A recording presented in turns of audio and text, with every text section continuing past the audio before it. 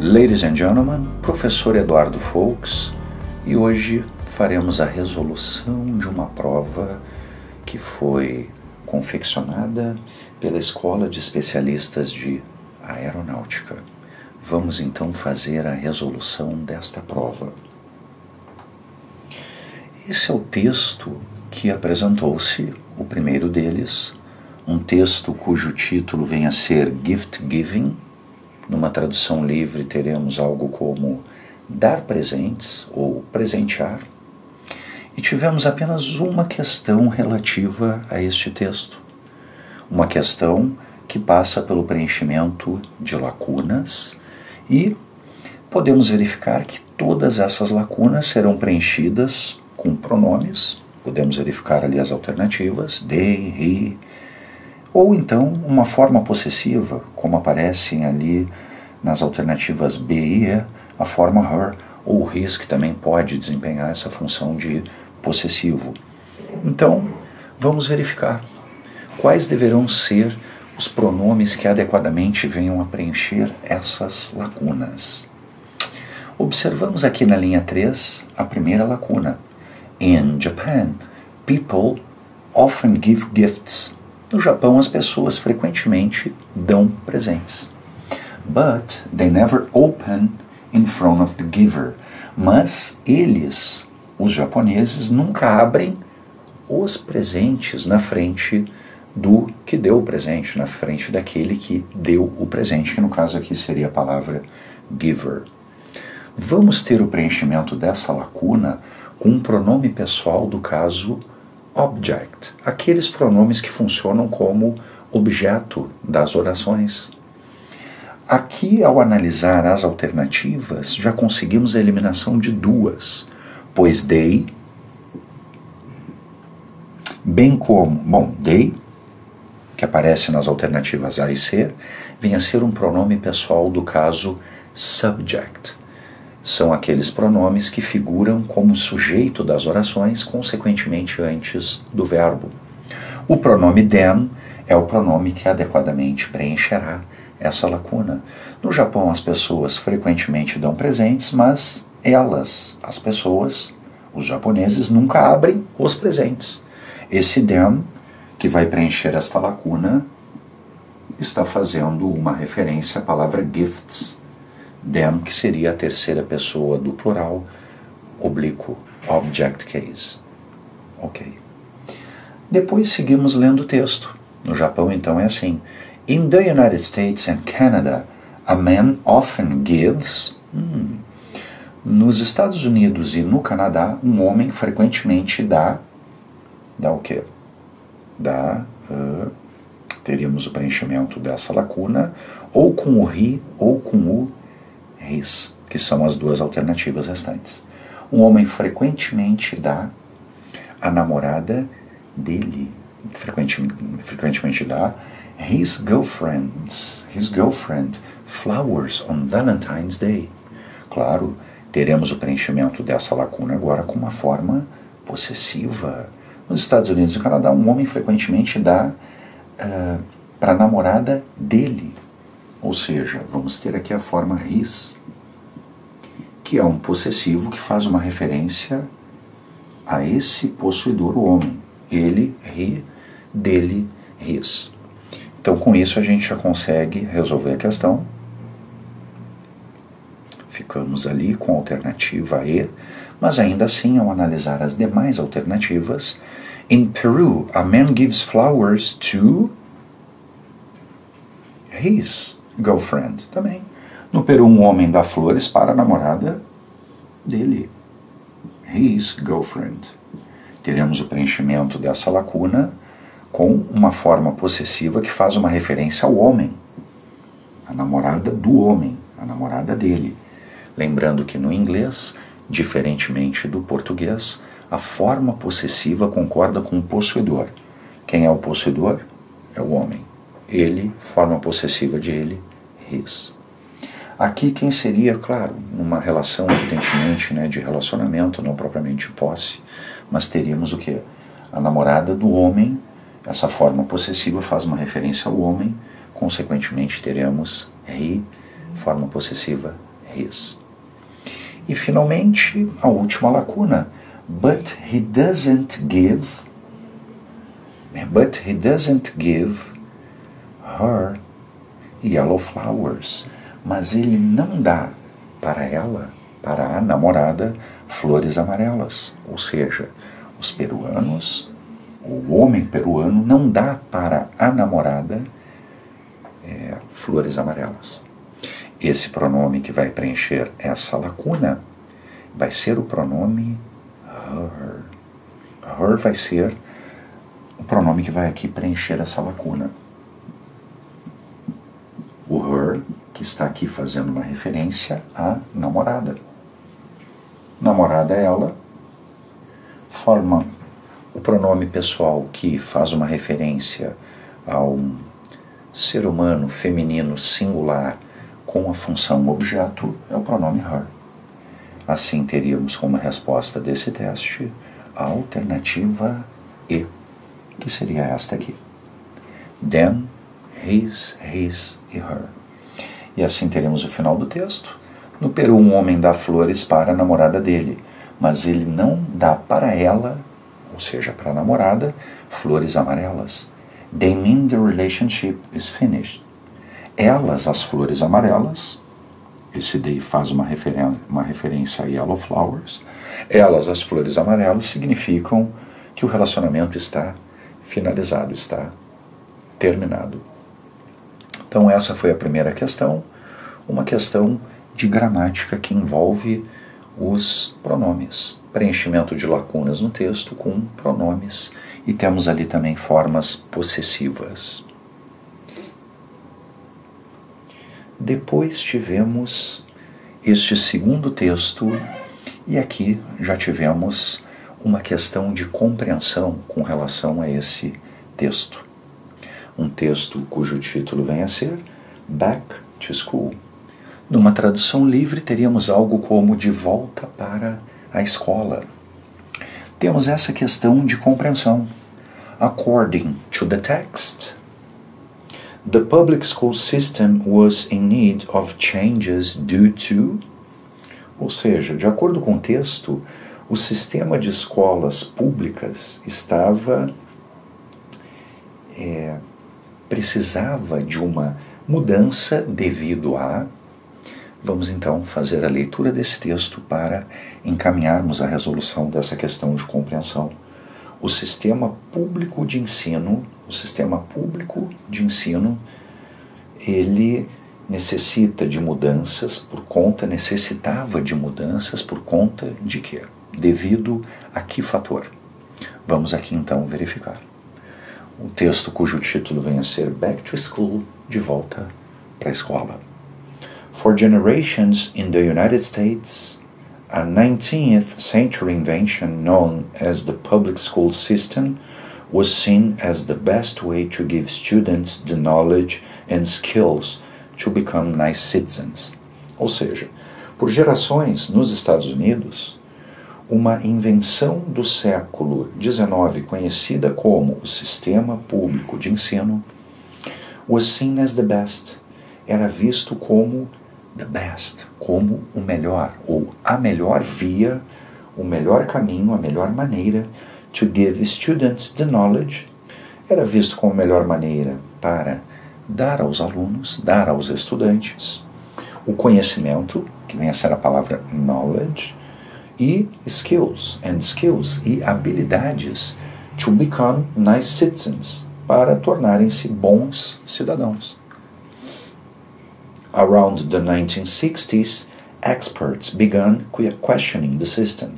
Por volta dos anos 60, por volta de 1960, ou dos anos 60, melhor dizendo, especialistas começaram a questionar o sistema, citing the need for new types of schools, referindo a necessidade de novos tipos de escolas, to meet the changing demands of the 20th century, para estarem de acordo com as demandas do século XX, que eram mudanças que estavam ocorrendo nesse século. These reformers eventually won for parents a much broader range of educational choices. Esses elementos que propuseram essa reforma finalmente deram aos pais uma variedade muito mais ampla, que seria esse segmento, much broader range. Range que seria uma variedade. Broader é o comparativo de superioridade do adjetivo broad, amplo, mais amplo. E o much intensifica, enfatiza essa ideia. Broader, mais amplo, much broader, muito mais amplo. Então, essa foi a situação. Esses elementos que propuseram a reforma finalmente deram aos pais uma variedade muito mais ampla of educational choices, de escolhas educacionais. Quais seriam elas? Including religious, alternative and charter schools, incluindo aí propostas, escolas de caráter ou de propósito mais religioso, alternativas, charter school, que seriam escolas que são concebidas pela comunidade, normalmente por professores ou até mesmo os pais, e que são subsidiadas pelo Estado, seriam as charter schools, e homeschooling, e também aquela ideia de o homeschooling, de uma escola no próprio lar. But they also sparked a debate on teaching and learning that still divides experts to this day. Mas elas também iniciaram um debate, também geraram um debate on teaching and learning, sobre o ensino e o aprendizado, que ainda divide os especialistas até hoje. Então esse é um texto de nível intermediário, eu diria até um pouco mais baixo, que traz essa questão inicial de compreensão. De acordo com o texto, o sistema de escolas públicas precisava de mudanças devido a o que foi esse elemento que foi o gerador dessa mudança no sistema de ensino público, conforme o texto aqui traz, people. Alternativa A, uma solicitação dos pais. Não é o ponto que ali apresenta-se. Não é a solicitação dos pais. The invention of the 19th century, essa é uma alternativa bem... a gente prontamente a elimina, né? A invenção do século XIX. As demandas do século XIX, não, justamente o contrário. A preocupação dos especialistas com relação às mudanças do século XX. Então, experts concerned about the 20th century. É isso que nós temos. Temos esse ponto justamente aqui. Terceira linha, around the 60s, experts began questioning the system. Por volta dos anos 60, os especialistas começaram a questionar o sistema, que era o sistema que imperava, aquele que vinha, era o sistema vigente desde o século XIX, mencionando a necessidade de novos tipos de escolas. Então, devido justamente ao quê? Devido às mudanças e demandas do século XX. Então, a alternativa D é a nossa resposta, que pode ser visto aqui entre as linhas 5 e 7 do texto. Nesse setor aqui nós encontramos o setor do texto que permite-nos chegar na resposta alternativa D. Muito bem. Ainda com relação a esse texto, tivemos essa questão. Essa é uma questão de gramática. The words become and meet in both type in the text are. As palavras become na linha 4 e meet na linha 6, elas grifadas, no texto elas são, vejamos gente, linha 4 e linha 6, become e meet. Become na linha 4, aqui está ela em negrito, become. E depois, na linha 6, temos o verbo meet. Aqui está ele, o verbo meet, na linha 6. Muito bem. Então, o que são essas palavras? Vejamos as alternativas. Alternativa A. Regular verbs in the infinitive.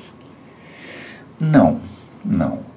Tanto o verbo become quanto o verbo meet, ambos são verbos irregulares. Eles estão no seleto grupo dos verbos do inglês que não tem a terminação ed nem no passado e nem no particípio passado. Os tempos fundamentais do verbo become são become, infinitivo, became, passado, troca-se a letra O pela letra A, e become. Esses os tempos fundamentais do verbo tornar-se. Become, became, become. O verbo meet também é irregular. O passado de meet não é meted, mas meet. Passado é met. E o particípio passado também met. Meet, met, become, became, become. Logo, eu consigo a eliminação de duas alternativas com base nesse fundamento, nesse argumento. Os verbos become e meet são irregulares. A alternativa A está eliminada e também a alternativa D. O outro ponto da questão envolve o aspecto de qual seria o formato dos verbos que aí apresentam-se. Ambos são irregulares. Agora, estão eles no infinitivo ou estão eles no passado? Voltemos ao texto. Knowledge and skills to become nice. Conhecimento e habilidades para tornarem-se, para tornar-se cidadãos bons, cidadãos bacanas. Ou seja, o verbo aqui está no infinitivo. Ele está acompanhado da partícula to, está ele no infinitivo. A exemplo do verbo meet. A necessidade para os novos tipos de escola para encontrarem, estarem de acordo com as demandas do século XX. Então o meet aqui também está no infinitivo. Consequentemente, vamos de alternativa B. Ambos são verbos irregulares e ambos apresentam-se no infinitivo. Eles estão ali, junto deles temos a partícula to, o que revela que eles estão no infinitivo. E esse texto trouxe mais uma questão que envolve o uso ou o conhecimento dos adjetivos nos seus respectivos graus. Grau comparativo, grau superlativo. Então vejamos. The adjective form the best and nice have as their comparative forms respectively. Bom, gente, quais são as formas comparativas, respectivamente, de the best e nice? The best é o superlativo,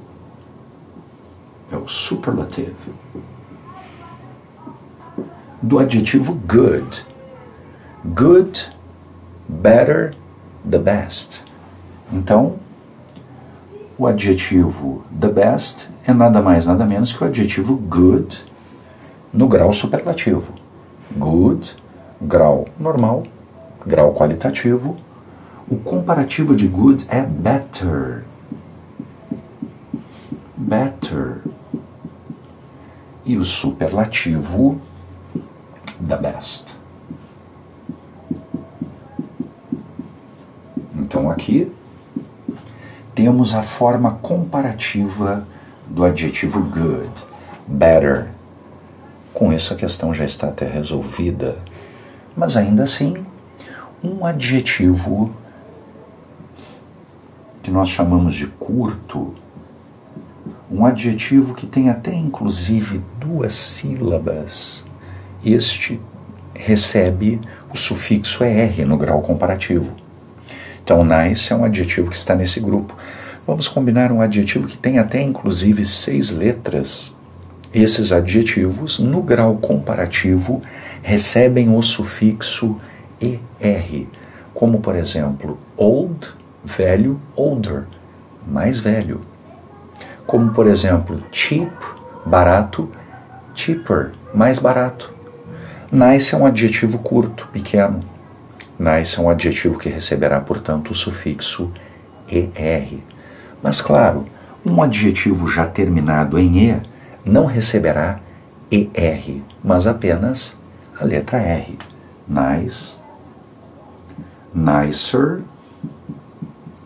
E o superlativo de um adjetivo assim se dá com o sufixo EST. Então o superlativo de nice vai ser the nicest. Algo como o mais bacana, o mais legal. Aqui temos, portanto, o comparativo de nice, nicer. Por isso a resposta dessa questão é a alternativa B. Better and nicer, respectivamente. Melhor e mais bacana. Assim teríamos as formas comparativa de best e nice. E essa questão, a de número 29, envolve o emprego dos artigos. Temos então o preenchimento de lacunas do texto com 3 artigos. Quais serão eles? O artigo definido da, ou um dos 2 artigos indefinidos, o a ou o an.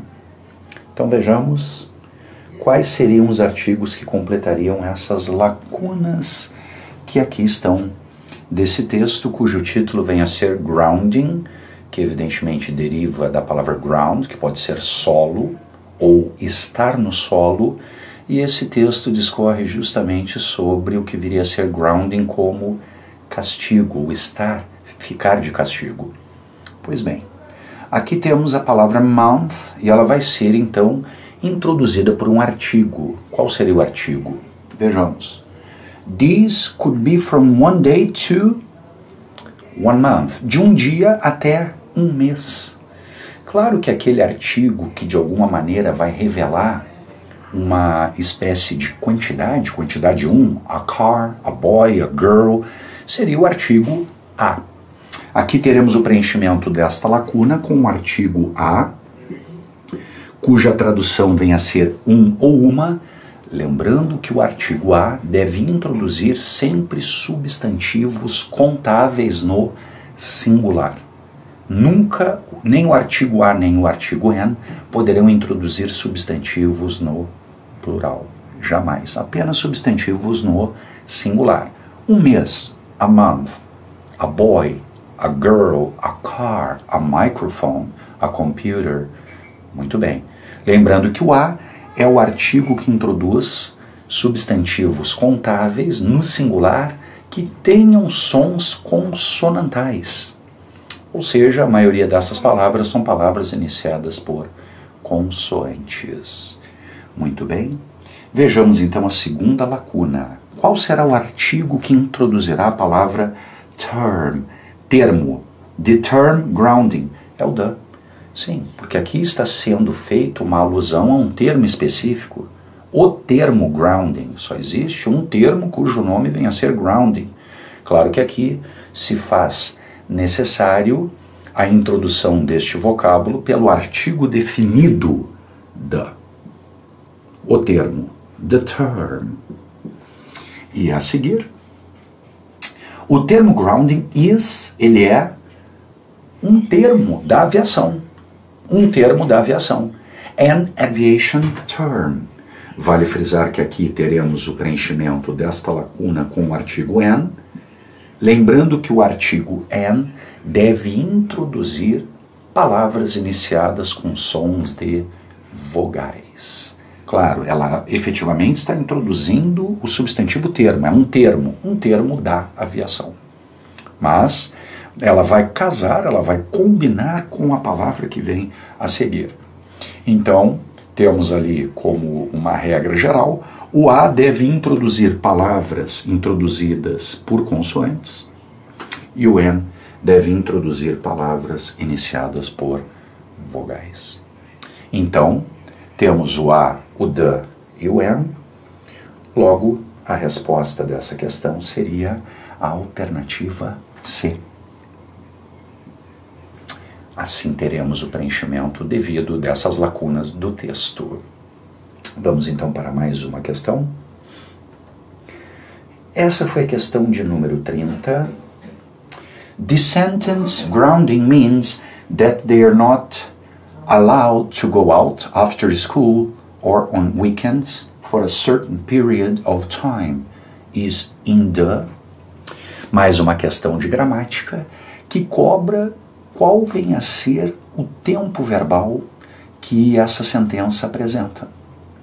Grounding means, ou seja, estar de castigo. O termo grounding significa, means, aqui temos o primeiro verbo, that they are not allowed, e aqui temos o outro verbo.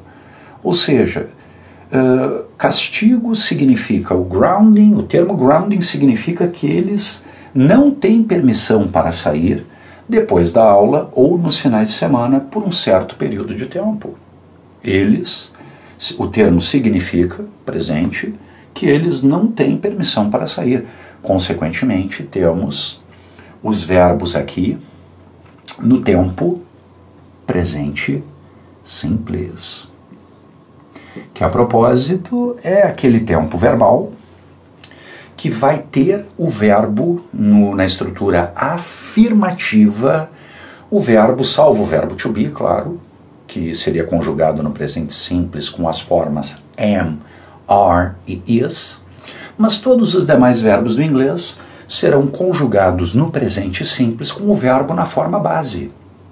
Ele tendo como matriz o infinitivo, a forma base, né? Então o presente de work é work, o presente de go é go, o presente de play é play, o presente de mean é mean, com aquele detalhe de que quando o sujeito apresenta-se como ele ou ela, que é o caso aqui, grounding, o castigo, it, esse verbo no presente simples, ele é flexionado e assim ele recebe um S. Então o verbo trabalhar no presente, work para todas as pessoas, salvo as terceiras. Eu trabalho, I work, you work, Michael, he works, Mary, she works, the company, it works. Saímos da terceira pessoa do singular, voltamos para o verbo na forma base. We work, you work, they work. Esta dinâmica é uma dinâmica aplicável para todos os verbos do inglês. Todos os aproximadamente 10 mil verbos do inglês serão conjugados no presente simples dessa maneira. O verbo go, claro, verbos terminados com a letra O, como é o caso de go, verbos terminados em SH, como é o caso de brush, escovar, verbos terminados com Z, como é o caso do verbo buzz, soar um alarme, buzinar, esses recebem ES, mas a gente vai ter como um princípio fundamental de conjugação de verbos no tempo presente simples esse simples e tranquilo argumento. O verbo na forma base, sendo que, quando o sujeito apresenta-se como ele ou ela, o verbo sofre essa flexão e recebe S ou ES. Então, I play, you play, he plays, she plays, the team plays, we play, you play, they play. Independentemente do verbo, salvo o verbo be, né, gente? Não conjugaremos o verbo be dessa maneira. O verbo be, ele foge completamente, é a única exceção num mar, num universo gigantesco de 10 mil verbos. Não conjugaremos o verbo be assim, I be, you be, he bees, absolutamente. I am, you are, he is, she is, it is, we are, you are, they are. Mas todos os demais verbos do inglês obedecerão a esse dinamismo. Qualquer verbo. Pensemos aí, por exemplo, no verbo braid. Ah, mas eu não sei o que significa braid. Mas, Ao saber qual é a forma base de braid, basta saber isso para que possamos conjugá-lo no tempo presente simples. I braid, you braid, he braids, she braids, it braids. Assim, nós temos o tempo presente. A propósito, o verbo braid, assim grafado, é o verbo trançar, fazer tranças. E braid também pode ser trança. Trança, por exemplo, dos cabelos. Podemos ter também este sentido para braid. Muito bem.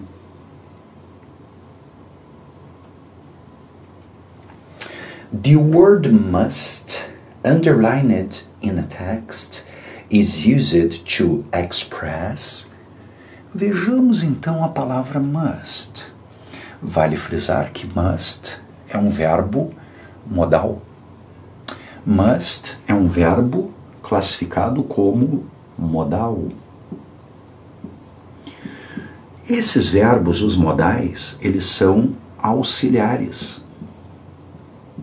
Eles são coadjuvantes. Eles sempre reportam-se a um outro verbo, aquele que será o verbo principal.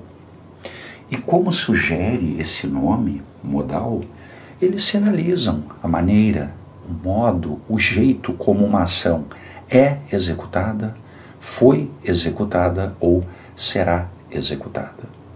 São verbos que podem introduzir as mais variadas ideias, o nível de polidez do falante, podem introduzir uma recomendação, uma possibilidade, uma habilidade, uma proibição, uma dedução. Então, dependendo do modal, vamos ter um sentido, uma ideia contida naquela sentença. Vejamos então a ocorrência do verbo must na linha 6. O que ele expressa? Advice, conselho. Possibility, possibilidade. Obligation, obrigação. Ou lack of necessity, uma falta de necessidade. Vamos então contextualizar must, que aparece na linha 6 do texto. Vejamos aqui, temos o texto. Vamos então localizar o verbo must. Must, where are you? Must. Vejamos aqui.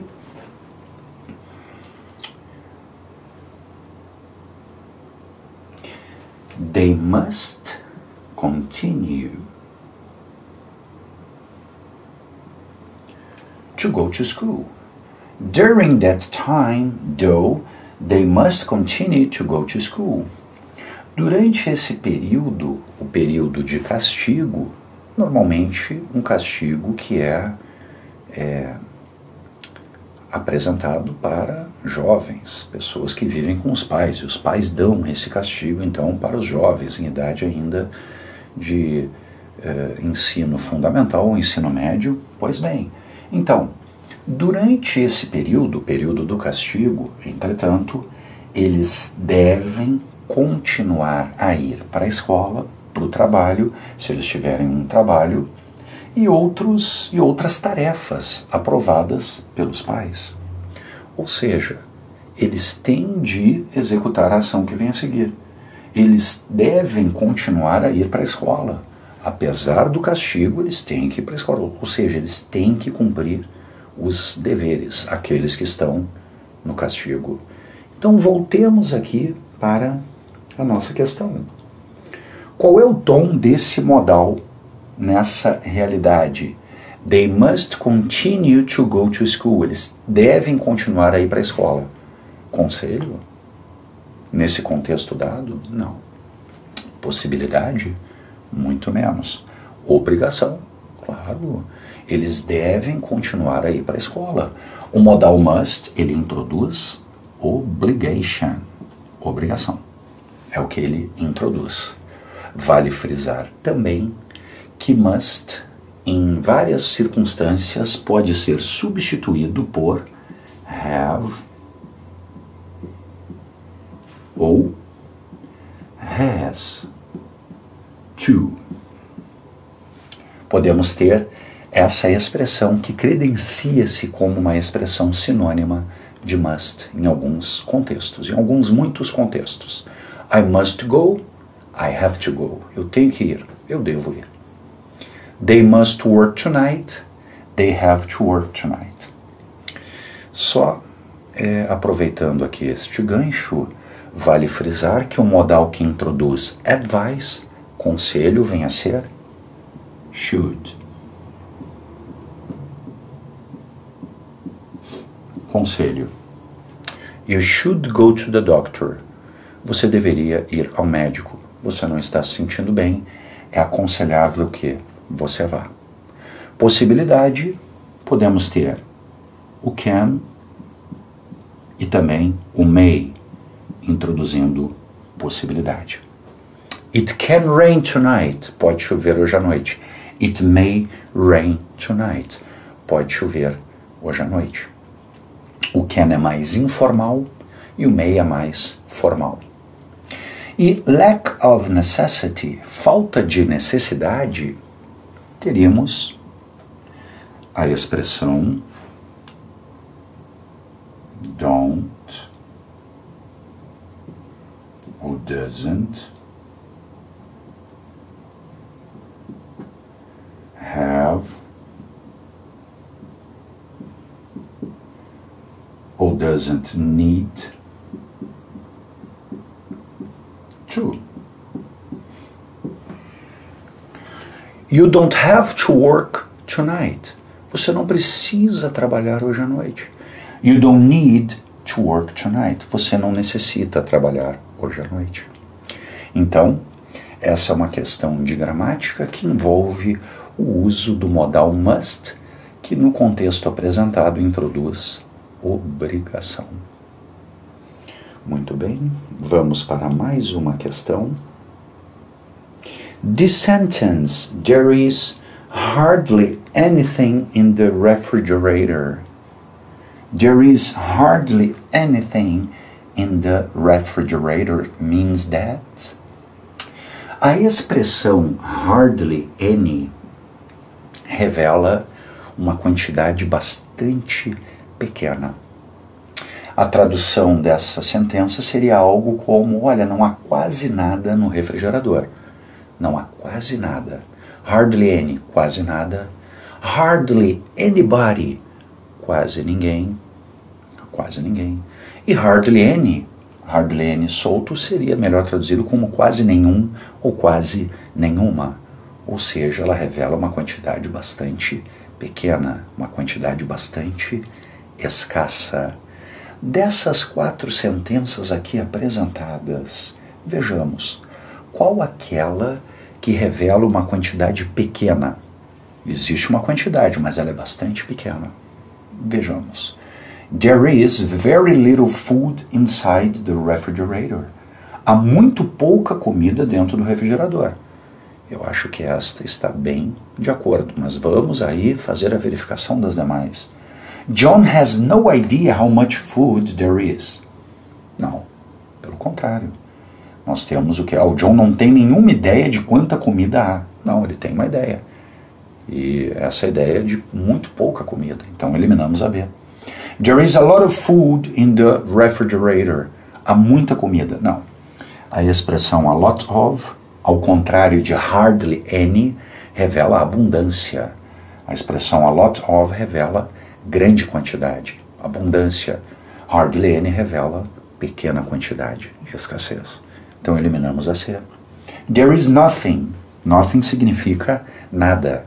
Não há nada dentro do refrigerador. Não. E a frase there is hardly anything significa não há quase nada, ou seja, há muito pouca comida. A alternativa A é a nossa resposta. Muito bem. Depois chegamos nessa questão que apresenta um comic strips, tirinhas. Claro que a finalidade desse modelo de texto vem a ser a de promover um efeito de humor. É isso que nós vamos ter. Sempre que tivermos um texto que apresente essa tipologia, invariavelmente teremos um efeito de humor sendo apresentado. Então vejamos aqui. Temos aí o Garfield, que é bastante consagrado, bastante recorrente até nos exames.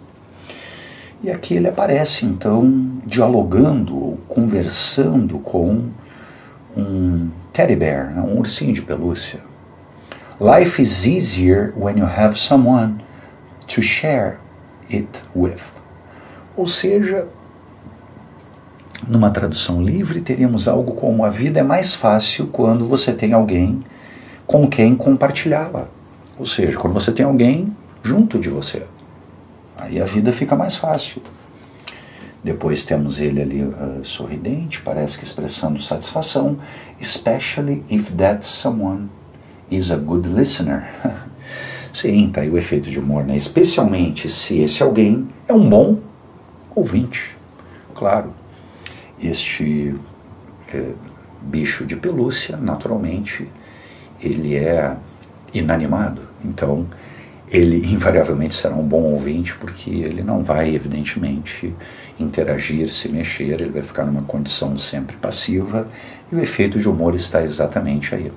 Então o Garfield está satisfeito por conversar, por ter alguém com quem compartilhar os seus bons momentos da vida, com este personagem que aqui está, justamente porque ele é um excelente ouvinte.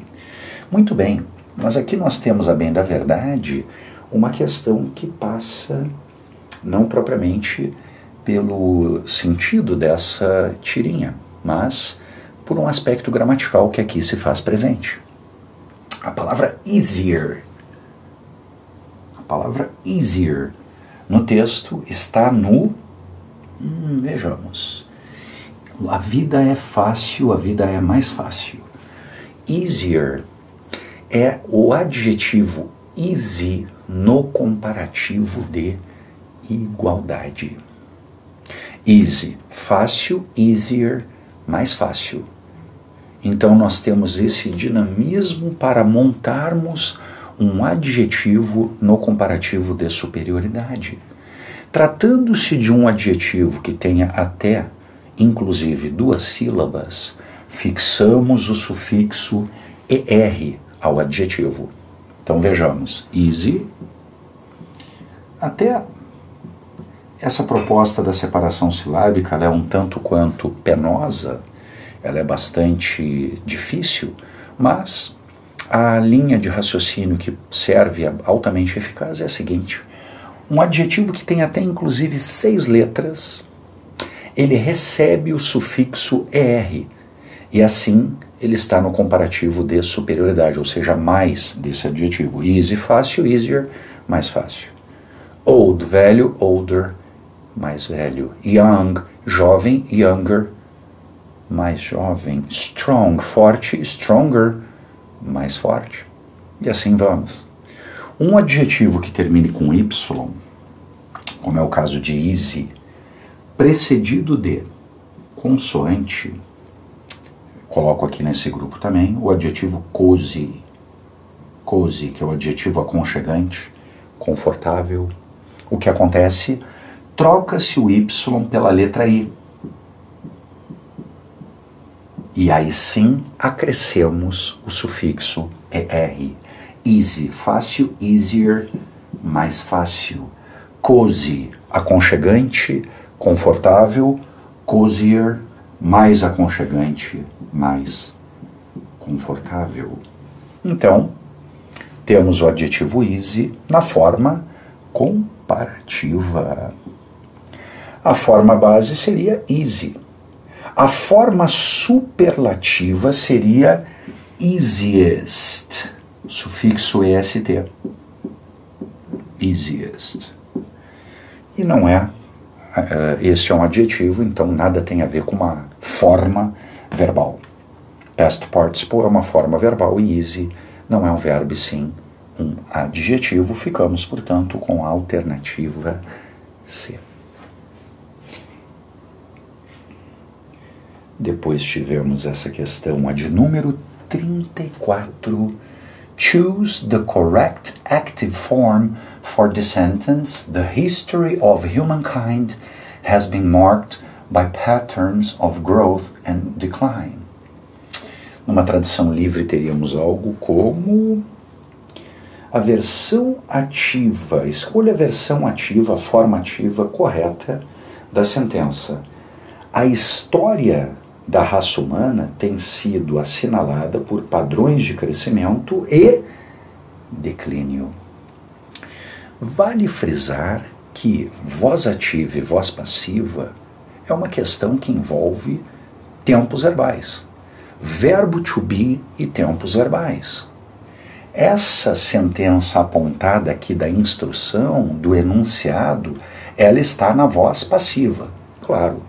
E o autor dessa questão me pede qual é a versão ativa dessa sentença. Vejamos então onde está o verbo. Se eu tenho essa frase do enunciado, da instrução, na voz passiva, o que caracteriza a voz passiva? O verbo to be, que aqui está, e outro verbo no particípio passado, o verbo assinalar, marcar, que aqui está no particípio passado. 98% dos verbos do inglês tem o particípio passado com a terminação ed. Então eu tenho assim o verbo mark, past participle. Qual é a versão ativa disso? A versão ativa será este verbo aqui no mesmo tempo do verbo to be. É isso que eu tenho que encontrar dentre as 4 alternativas. Eu tenho que achar o verbo mark no tempo verbal do verbo to be. O verbo to be ali está no present perfect. Have ou has mais o particípio passado é a estrutura do tempo verbal present perfect. Então o present perfect é o tempo verbal que eu tenho para o verbo be. Eu tenho, portanto, que encontrar a alternativa que apresente o verbo mark no mesmo tempo do verbo to be, ou seja, no present perfect. Conjugamos a todos os verbos do inglês no present perfect com o auxiliar have ou has mais o particípio passado mais o past participle. Então eu tenho que ter o verbo mark no present perfect. O que é o present perfect? Essa é a estrutura. Have ou has mais past participle. Então o verbo work no present perfect. I have worked, you have worked, he has worked, she has worked, it has worked, we have worked, you have worked, they have worked. Então assim eu conjugo o verbo work no present perfect. O que é o present perfect? Have ou has mais particípio. Então eu devo ter o verbo mark combinado com have ou has. Aqui eu tenho has marked. Essa aqui está no páreo. Aqui eu tenho simplesmente marked. Essa já está fora. Esta já está eliminada. Aqui eu tenho has marked. Esta também está no páreo. E aqui eu tenho have marked. Esta também estaria no páreo. Vejamos agora, no aspecto estrutural, qual deve ser a versão ativa de a história da raça humana tem sido assinalada por padrões de crescimento e declínio. Padrões de crescimento e declínio têm assinalado a história da raça humana. Padrões de crescimento e declínio, patterns, é um sujeito plural. They exige o verbo no formato have e não has. Consequentemente, eu vou ficar com a alternativa de. Patterns of growth and decline have marked the history of humankind. Claro, padrões have marked. Padrões têm assinalado, têm marcado a história da raça humana. Vamos de alternativa D. dessa questão de voz passiva e que passa também por esse olhar em torno do aspecto da concordância. Chegamos aqui na questão de número 35, que é uma questão que passa pelo preenchimento de lacunas com verbos. As 4 lacunas do texto serão preenchidas com verbos. Esses verbos que aqui estão. O verbo result, resultar. O verbo to be, que aqui aparece, were ou was, no tempo passado. O verbo turn, que seria virar-se ou transformar-se, ou até mesmo ficar, dependendo do contexto. E o verbo become, que seria o verbo tornar-se. Quais deverão ser os formatos adequados para esses verbos despontarem no texto, sendo que temos o seguinte enunciado: Choose the best alternative to complete the text using verbs in a simple past. Apenas por olharmos aqui algumas alternativas, conseguimos a eliminação instantânea de 2. Result. Ora, result no passado tem que trazer a terminação ed. O passado de result é resulted. Com isso eu consigo a eliminação da alternativa A. O autor da questão me pede verbos no passado. Com isso eu consigo também a eliminação da alternativa D. Result é presente. Resulted é passado. Ao analisarmos mais algumas alternativas, temos o were e o was, ambos estão no passado, dependerá de quem venha a ser o sujeito. I was, you were, he, she, it, was, ou seja, vai depender. O verbo be no passado, ele sofre variações no processo de conjugação, dependerá sim de quem venha a ser o sujeito. Mas aí batemos o olho no verbo turn. Turning, vamos combinar, não é passado, mas é particípio presente. Então, bom, mas aí eu já tenho as alternativas A e D eliminadas. Mas depois surge o verbo become. O verbo become é um dos 186 verbos do inglês que vem a ser irregular. O que isso representa? Um verbo irregular não tem o passado terminado em ed. Este é o ponto que define a irregularidade de um verbo no inglês. Ele não apresentar-se no passado e nem no particípio passado com a terminação ed. Temos de saber, portanto, qual é a forma do passado do verbo become. O passado de become é became. Como a alternativa D já foi eliminada, resta-nos apenas a alternativa C. Assim teremos os verbos devidamente no passado, preenchendo as lacunas do texto. Vejamos. Um texto cujo título vem a ser The Cost of a Cigarette. O custo de um cigarro é o título deste texto.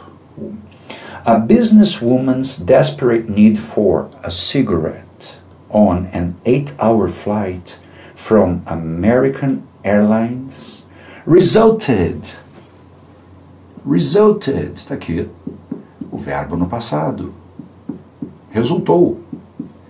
Então vejamos, resulted. A necessidade desesperada de uma mulher de negócios, de uma executiva por um cigarro, em um voo de 8 horas da American Airlines, resultou in her being arrested and handcuffed. Resultou no fato dela ter sido presa e algemada. Arrest é o verbo prender, handcuff, além de ser algema, também é o verbo algemar. After she was found lighting up in the toilet of a Boeing 747.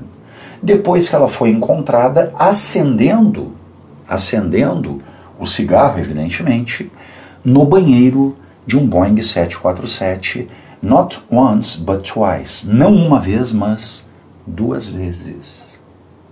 She was because she turned violent. Claro, o she pede o verbo be no formato was. E aqui temos então, ela foi presa, claro, temos uma proposta elíptica, né? Ela foi algemada e presa, pois ela ficou violenta.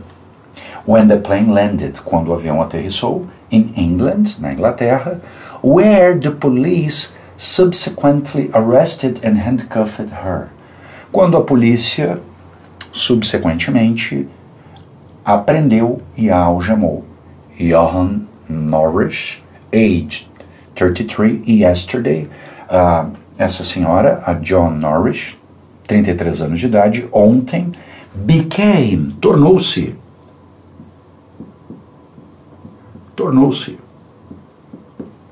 the first person to be prosecuted under the new laws for smoking on board. Foi a primeira pessoa a ser processada devido às leis por tabagismo a bordo de um avião. When she was fined 440 pounds. Quando ela foi multada, fine nesse contexto, né, gente, é o verbo multar, em 440 libras at Uxbridge Magistrates, pelos magistrados de Uxbridge Court, pela corte dos magistrados de Uxbridge. Então esse é o texto que nós tivemos e essa a questão que tivemos, que passa pelas formas do passado adequado desses verbos aí apontados. Alternativa C é a nossa resposta.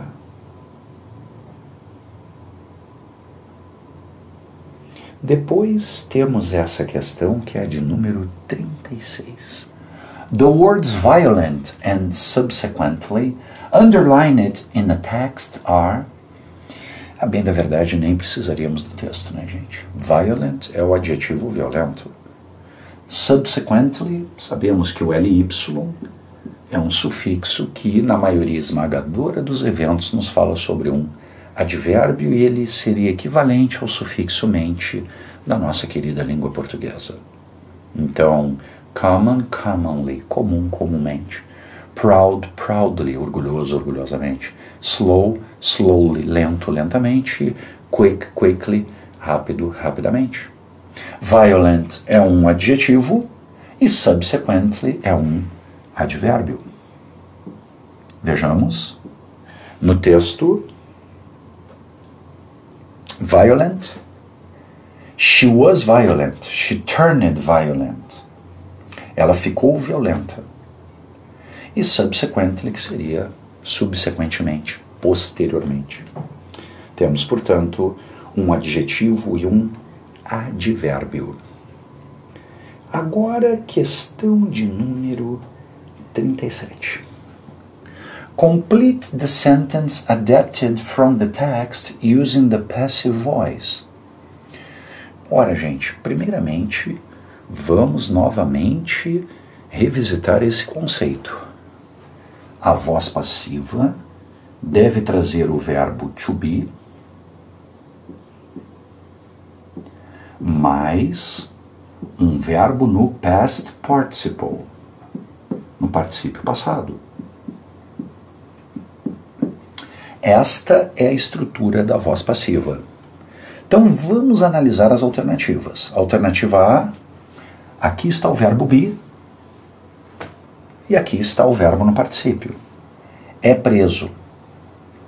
Maravilha. Temos uma voz passiva, o está preso. Was arrested, está aqui o verbo be no passado, está aqui o verbo arrest no particípio passado. Temos a estrutura da passiva aí. Was arresting, aqui falta o past participle. Arresting é um present participle. É um particípio presente. Não trata-se, portanto, de uma estrutura de voz passiva, o que nós temos na alternativa C. Não. Was arresting significa estava aprendendo. Então, como se fosse esse sujeito que estava executando esta ação, estava aprendendo alguém. Não é uma estrutura de voz passiva. A estrutura de voz passiva, o sujeito recebe a ação, ou seja, ela é presa, ela foi presa, ou seja, alguém aprendeu. Ela está presa, alguém aprendeu. Ela será presa, ou seja, alguém aprenderá. Então eu elimino a C, pois aqui eu não tenho uma estrutura de voz passiva. A bem da verdade, na alternativa C, eu tenho um tempo verbal que é o chamado past continuous, é o passado contínuo. E na alternativa D eu tenho também a estrutura de voz passiva, verbo be no futuro e o verbo seguir no particípio passado. Só que é claro que o texto apresenta-nos todo um contexto de ações que ocorreram no passado. Então, o próprio preenchimento das lacunas do texto, o autor da questão nos pede que encontremos as formas do passado dos verbos ali apontados de forma devida.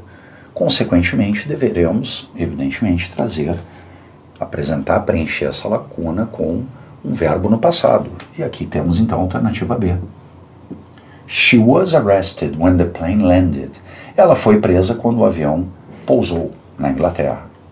Não caberia, ela é presa quando o avião pousou. Não caberia, ela será presa quando o avião pousou. Ela foi presa quando o avião pousou. A alternativa B é a nossa resposta. According to the text, Johan Norris, de acordo com o texto, Johan Norris had always been a violent person. Sempre foi uma pessoa violenta. Não. O autor do texto diz que ela, apenas no momento em que foi pega fumando, é que ela demonstrou um comportamento violento. She turned violent, ela ficou violenta, mas ela não. O autor do texto não refere nenhum episódio anterior a este relatado a bordo da aeronave, quando no toalete do avião. Então a primeira proposição é falsa. Was arrested inside the airplane where the police handcuffed her. Não, ela não foi presa dentro da aeronave, ela foi presa quando a aeronave pousou. E assim eu tenho também uma afirmação falsa. C. Was arrested because she turned the lights inside the airplane's toilet. Foi presa porque ela acendeu as luzes dentro do banheiro da aeronave. Não, porque ela acendeu um cigarro e não as luzes. Ela, a bem na verdade, acendeu um cigarro e não as luzes. Alternativa D. Had to pay an amount of money due to the new laws for smoking inside an airplane. Isso é o que temos no texto. Então essa senhora Johan Norris teve que pagar uma quantia de dinheiro devido às novas leis por fumar dentro de um avião. Alternativa D. E isto pode ser perfeitamente visto na parte final do texto. The first person, aqui mais no final do texto, to be prosecuted under new laws for smoking on board. A primeira pessoa a ser processada sob as novas leis por fumar a bordo de uma aeronave. A alternativa D é a nossa resposta. Muito bem.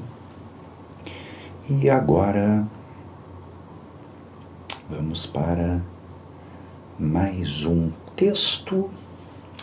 Esse texto que passa pela proposta de qual critério adotado para selecionar um esporte olímpico, um esporte que venha a ser um esporte que vá figurar nas Olimpíadas.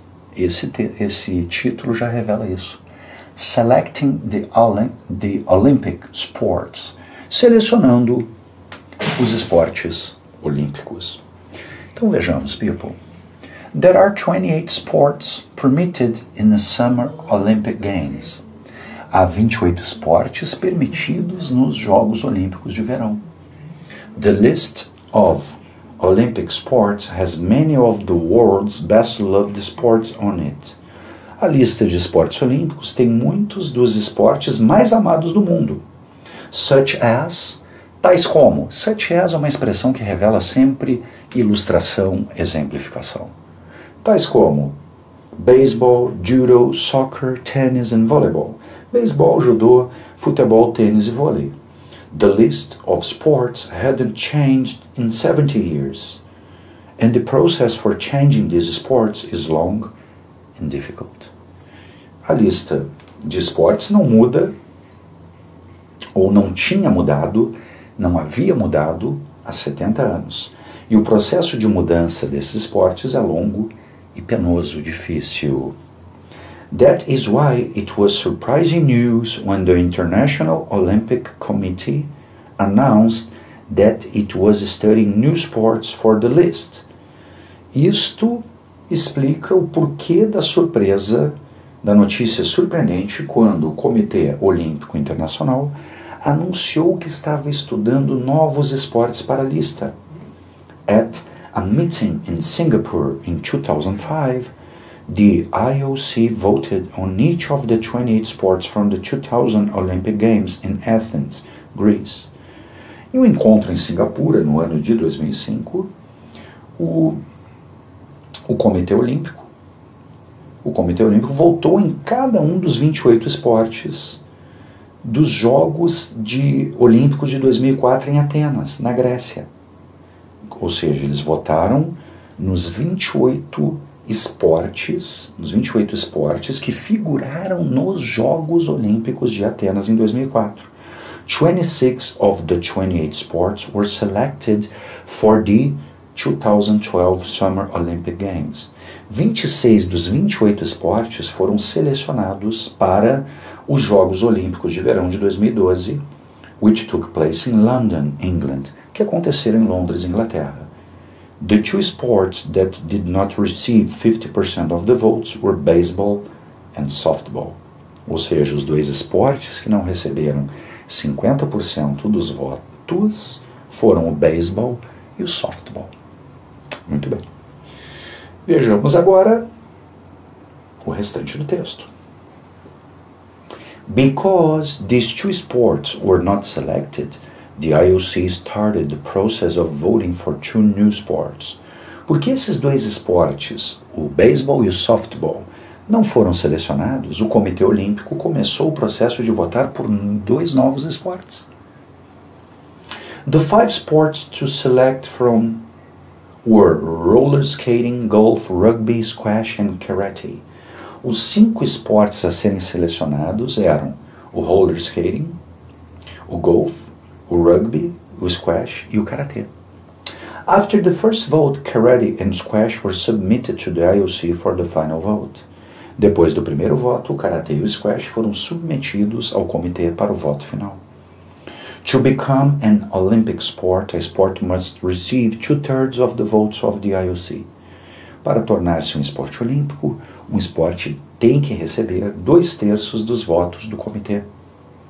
When the final vote took place, squash received 39 yes votes and 63 no votes. Quando o voto final aconteceu, o squash recebeu 39 sims e 63 nãos. O karatê recebeu 38 sims e 63 nãos. It meant that neither squash nor karate would feature in the 2012 Olympic Games. Isso quis dizer que nem o squash nem o karatê figurariam nos Jogos Olímpicos de 2012. And said fans didn't believe that their sports could be selected for the 2016 Olympic Games. E os fãs tristes não acreditaram que os seus esportes pudessem ser selecionados para os Jogos Olímpicos de 2016. Esse é o texto e essa a questão que nós temos a respeito desse texto. The numbers 28, 70, 2005 and 2016 are respectively expressed in words as 28. Bom, todas as alternativas trazem de forma própria e adequada o número 28 expresso em palavras. 70. 70, a grafia correta é essa. Com isso eu elimino alternativas C e D. 2005. 2005 aparece aqui. Então, com isso, eu já eliminaria a alternativa B, que apresenta 2050. 2050 seria 2050, e aqui eu tenho 2005. Alternativa A, portanto, é a nossa resposta. Depois encontramos ali também o número 2016 adequadamente apresentado em palavras, 2016. Questão de número 41. Essa, uma questão de vocabulário que cobra qual seria o sinônimo da palavra sad. Sad as in, and sad fans didn't believe that their sports could be selected for the 2016 Olympic Games is the same as. Qual é o sinônimo de sad? Sad significa triste, que é o mesmo que gloomy. Gloomy, deprimido, triste. Thrilled seria alegre, contente, extasiado. Cheerful, também alegre, contente, extasiado. E delighted, também contente, feliz. Então, a bem da verdade, todas as outras alternativas são, a bem da verdade, antônimos, opostos de gloomy e sad. Thrilled, cheerful, delighted, happy, glad.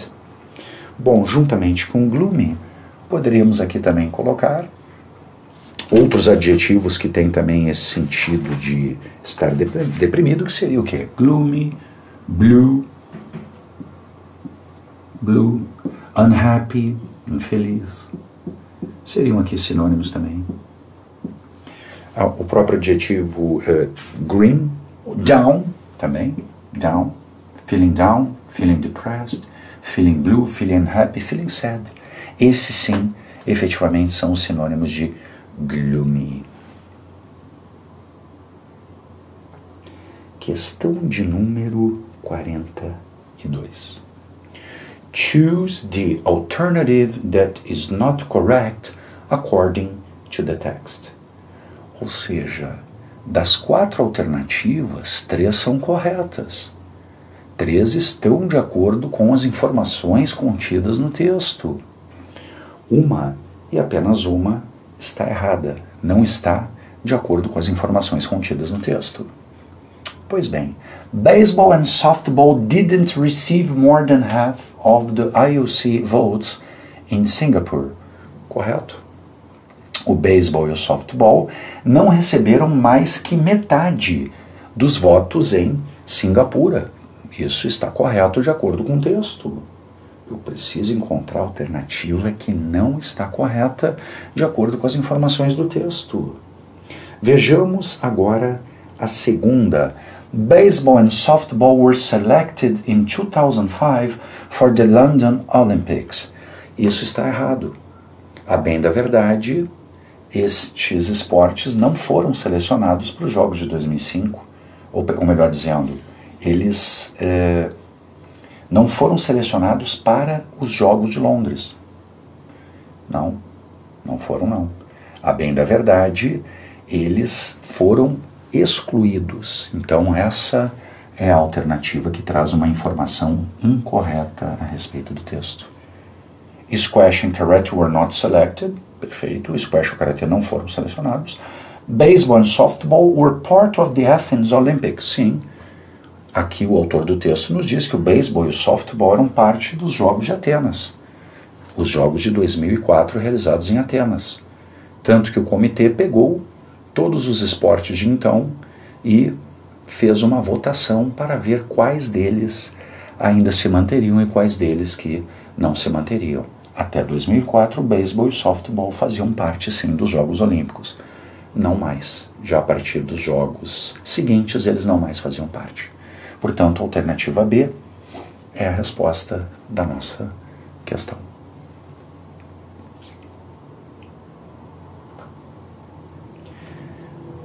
Depois temos mais uma questão que passa por preenchimento de lacunas. Across the Atlantic, através do Atlântico, pelo Oceano Atlântico. Ao bater o olho nesse teste, veremos que essas lacunas serão preenchidas com preposições. Quais preposições preencherão adequadamente as lacunas desse texto? Vejamos, portanto. Monday, May 24. Quando nós temos um dia específico, na segunda, dia 24 de maio, nós fazemos a utilização da preposição on. Com isso, eu já consigo a eliminação das alternativas A e C. Essas já foram eliminadas. Então, no dia 24 de maio, na segunda, 24 de maio de 76, two Concorde jets crossed the Atlantic Ocean. Dois aviões, dois jatos Concorde cruzaram o Oceano Atlântico quando nós temos um período de tempo, em 3 horas e 50 minutos, em 4 dias, nós utilizamos a preposição in. Com isso, já resolvemos a questão. Período de tempo in 2 hours, in 5 days. E depois, quando nós temos, não a duração, um período, mas quando referimos uma hora exata, nós utilizamos a preposição at. Landed at the same time. Que horas eles pousaram? At the same time. Utilizamos at para horas e utilizamos in para um período de tempo. E usamos on para referir um dia específico. Vamos, portanto, de alternativa B. Questão 44. According to the text, the flights, de acordo com o texto, os voos. Ora, people, vejamos.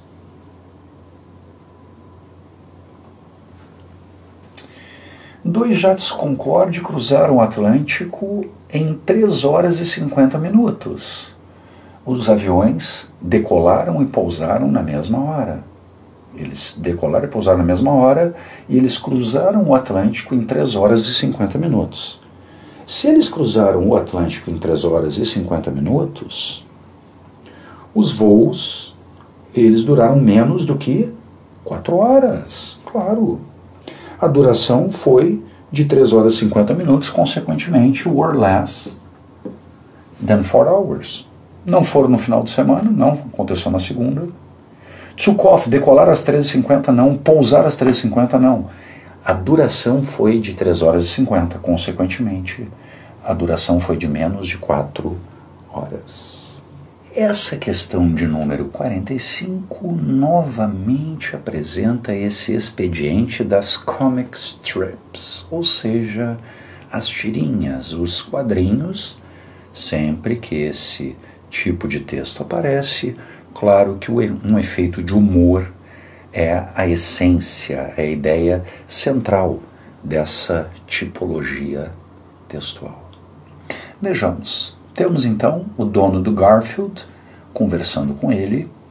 Sempre é importante observar os recados visuais apresentados. A expressão do Garfield não é nem um pouco de felicidade, de contentamento, muito pelo contrário, ele está com uma expressão fechada, uma cara mais amarrada, mais de alguém que estaria zangado. Então vejamos. I told Liz about that terrible thing you did. Eu contei para Liz sobre aquela coisa terrível que tu fizeste. Então o autor aí, o dono do Garfield, diz que ele fez algo terrível. Ele fez algo muito, muito feio. E aí os dois ficam ali se olhando, o Garfield continua com essa mesma cara de poucos amigos, e depois ele vai, hey, could you be more specific? Você poderia ser mais específico? Claro que o efeito de humor é o quê? O Garfield deve fazer várias coisas terríveis e ele não consegue identificar qual dentre as tantas coisas terríveis teria sido aquela que o John, que é o dono dele, está referindo. Mas essa é uma questão de vocabulário que temos relativa a esse texto. The word specific in a text is not closest in meaning to. A palavra específico no texto não é próxima em sentido a, próxima em sentido. Então, específico. Exato, pô, você tem que ser mais exato sobre isso. Você tem que ser mais preciso, alternativa B, sobre isso. Você tem que ser mais detalhado sobre isso. Agora, você tem que ser mais, ou não tão claro sobre isso, unclear, que seria não claro, que seria que não é nítido. Não, é justamente o contrário, né, people? Então, unclear, nesse contexto, não é um sinônimo, naturalmente, de specific. Unclear não é a mesma coisa, ficamos com a alternativa C. Temos outra questão relativa a esse texto. Choose the best alternative to explain the comic strip. Escolha a melhor alternativa para explicar essa tirinha. O que vem a ser a explicação para essa tirinha? Garfield is terrible at doing things. O Garfield é terrível em fazer as coisas, ao fazer as coisas. Vamos ver se tem alguma melhor, né? Garfield did nothing bad and is angry at his owner. O Garfield não fez nada de errado, está zangado com o seu dono. Não. Ele admite que fez algo de errado e então essa já é uma alternativa que está fora. A B eu consigo eliminar. John promised Garfield to keep a secret but couldn't do it. O John prometeu ao Garfield manter em segredo, mas não conseguiu manter esse segredo. Não. Tanto não teve segredo que ele contou para Liz. Então não tem nada de segredo sobre o que ele fez ou teria feito. Eliminamos essa também. Garfield did something very bad, but doesn't know what. É isso aí. O Garfield fez algo muito feio, mas não sabe o que. Claro, não é que ele é terrível, mas ele fez algo terrível. A alternativa D é a nossa resposta. E depois, vamos agora para a questão de número 47. Essa questão que passa por esse texto cujo título vem a ser TV Addiction. TV Addiction, que seria traduzido como viciado em TV, adito à TV. São aqueles que assistem TV o tempo todo. The amount of time people spend watching television is astonishing. Ou seja, a quantidade de tempo que as pessoas passam assistindo TV é impactante, impressionante, que vem a ser o adjetivo astonishing. On average, individuals in the industrialized world devote 3 hours a day to the pursuit. Em média, indivíduos no mundo industrializado passam 3 horas por dia com a atividade. Fully half of their leisure time.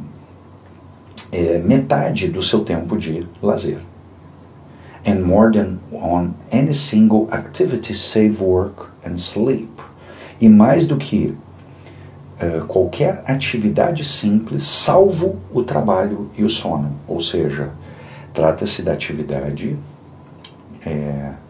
mais do que qualquer outra simples atividade, exceto o trabalho e o sono. Então, o tempo que o mundo industrializado, que as pessoas no mundo industrializado passam assistindo TV, de acordo com o autor desse texto, é algo bastante grande. Someone who lives to 75 would spend 9 years in front of the tube. Alguém que chegue aos 75 anos de idade, passaria 9 anos na frente do tubo, na frente da TV. To some commentators, this devotion means simply that people enjoy TV. Para alguns comentaristas, para alguns críticos, essa devoção significa simplesmente que as pessoas gostam da TV. and make a conscious decision to watch it. E tomam uma decisão consciente de assisti-la, de assistir TV. But if that is the whole story, mas se essa é a história completa, why do so many people experience misgivings about how much they will? Mas se isso vem a ser a história completa, por que, why do so many people, por que então tantas pessoas experimentam por preocupações sobre quanta TV eles assistem? Por que eles ficam tão preocupados, tão apreensivos com relação a essa quantidade de TV que eles assistem, que seria o termo misgiving? Apreensão, preocupação. Muito bem. E aí temos então uma questão que passa por 3 afirmações e vamos ter de verificar se elas são verdadeiras ou falsas de acordo com o conteúdo do texto. Primeira afirmação. The quality of TV programs is, in different countries, determines the amount of time people devote to TV watching. A qualidade dos programas de TV em diferentes países determina a quantidade de tempo que as pessoas passam assistindo TV. Na verdade, o autor do texto refere que o mundo industrializado passa bastante tempo assistindo TV. E não propriamente a qualidade dos programas de TV nos diferentes países, mas sim o que seria o mundo mais industrializado, o mundo mais rico, que passa bastante tempo assistindo TV. Então essa é uma afirmação falsa.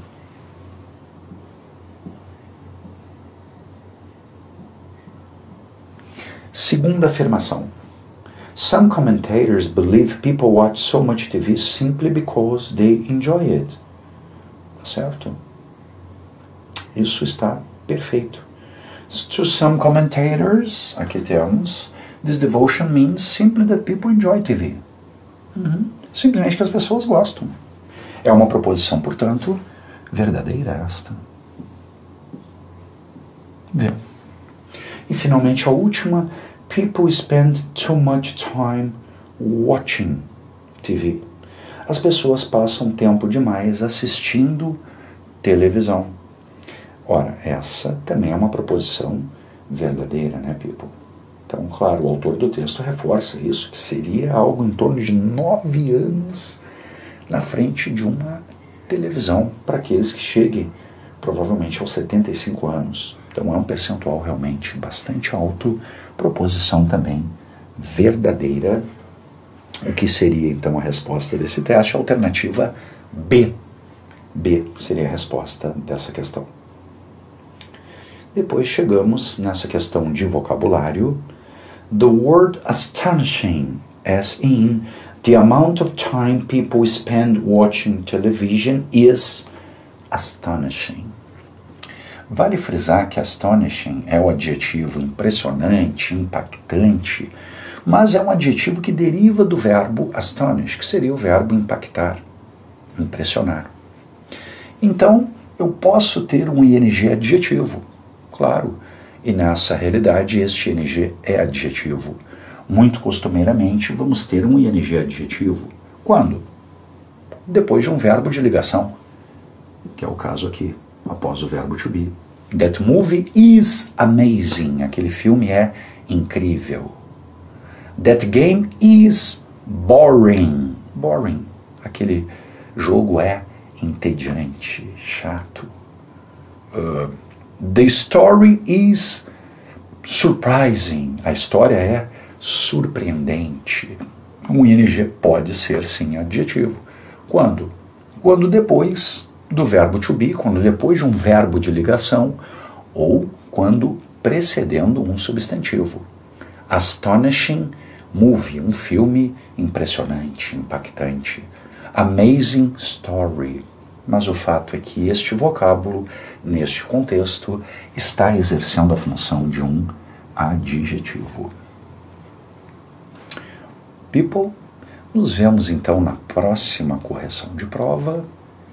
Keep it up and stay tuned. Esse foi o professor Eduardo Folks. Nos falamos no próximo encontro.